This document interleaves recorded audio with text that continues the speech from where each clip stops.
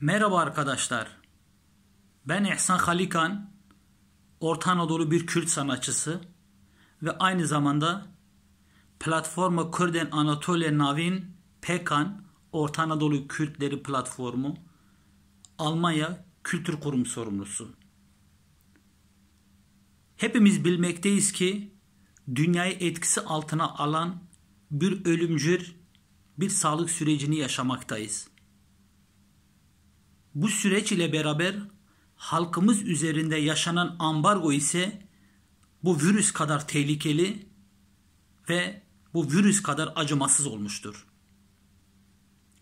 Türkiye'de HDP'nin başlattığı kardeş aile dayanışması ile beraber Avrupa'da Hey ve Sonra Kürdistan kurumumuza hepimizin destek vermesi insani bir duruş ve sorumluluk olduğunu düşünüyorum.